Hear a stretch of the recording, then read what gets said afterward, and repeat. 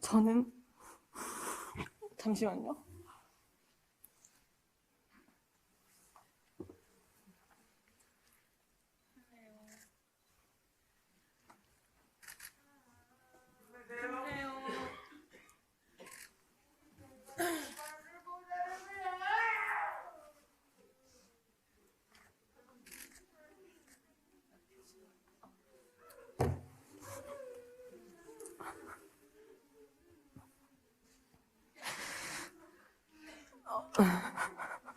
울고 싶지 않았습니다.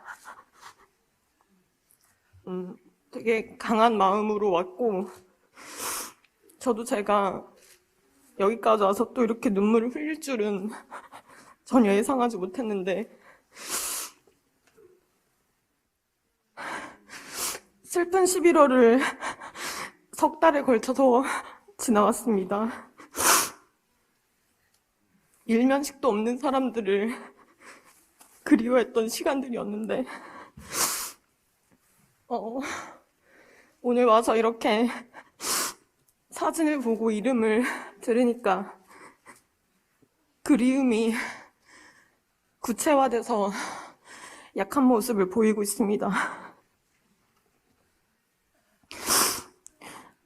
저는 지난 100일간 심리상담기를 신문사와 인터넷에 연재한 생존자이자 목격자인 김초롱입니다.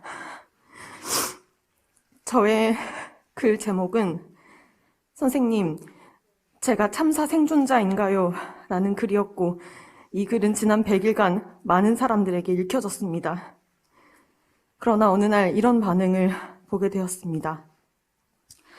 제목 한번 감성적이다. 힘들고 슬픈 건 알겠는데 너무 오버한다. 저게 다 사실이라고는 거짓말 같은데 MSG를 많이 쳤다. 이것이 제가 매일 겪고 있는 현실입니다.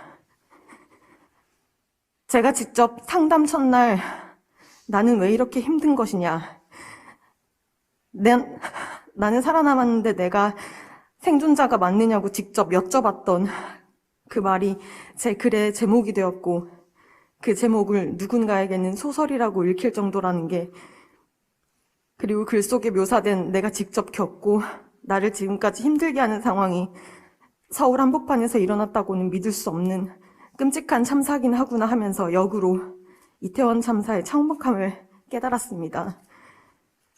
그런데 이 현실은 일반 시민들에게만 있는 것이 아닙니다. 지난 3차 공청회 때 생존자 발언을 하러 온 날, 그런 이유로 저는 여야를 막론하고 국회의원들에 대한 기대감이 전혀 없었습니다. 실상을 믿지 못하기 때문에 아무 조치도 하지 않는 거라 굳게 믿었습니다. 그런데 생존자들의 발언이 시작된 후 놀라우리만큼 집중하는 여야 의원들을 보며 사실 많이 당황했습니다.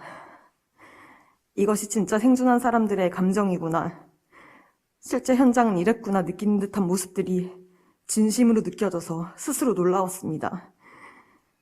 그런데 저는 이것을 희망적이라고 해야 될까요? 절망적이라고 해야 할까요? 참사가 발생한 지 70일이 된 시점이었고 특수본의 수사 발표가 있기 하루 전이었습니다. 지금이라도 알아주어서 감사하다고 해야 될지, 왜 이제까지 모르고 있었느냐고 원망해야 할지 어지러웠습니다. 그리고 오늘 100일입니다. 여전히 변한 것이 없습니다. 참사 이후 제가 용기를 계속해서 내며 세상의 목소리를 낸 이유는 세상이 조금이라도 변하기를 바라기 때문이었습니다. 그런데 아무것도 변하지 않습니다. 정말 이대로라면 용기를 낸 것을 후회하고 또 후회하며 비관적으로 살아가겠습니다. 용기를 낸 대가가 아무것도 변하지 않는 것을 목격하는 것뿐이라면 저는 정말이지 다시는 살면서 용기를 내지 못할 것 같습니다. 오늘 나오면서도 절망과 희망을 동시에 안고 가까스로 나왔습니다.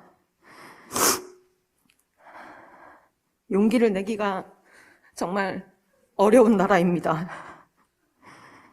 저는 상담을 받으면서 가장 염려하던 그날을 최근에 맞이했습니다. 심리상담사 선생님께 죄송하지만 이제 더는 당신의 상담이 도움이 되지 않는다고 고백할 그날을 맞이했습니다. 세상이 변화하는 모습, 진상규명이 되지 않으면 결국 본질적인 원인이 제거되지 않습니다. 심리상담이 중요한 것보다 결국 진상규명을 하려는 세상의 의지가 재난 트라우마를 가진 사람에게는 유일한 극복 열쇠입니다. 아직도 나서지 말라는 사람이 많습니다. 그런데 도저히 외면할 수가 없습니다. 지금도 사람들이 참사의 참상을 제대로 느끼지 못하는데 외면한다면 그저 그냥 그런 일 정도로 묻힐 겁니다.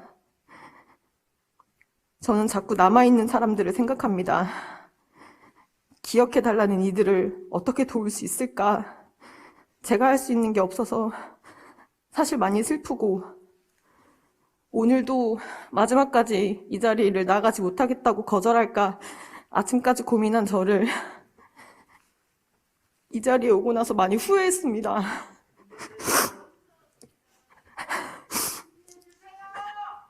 꼭 올해도 이태원으로 아무렇지 않게 일상을 즐기러 가야 한다고 생각합니다.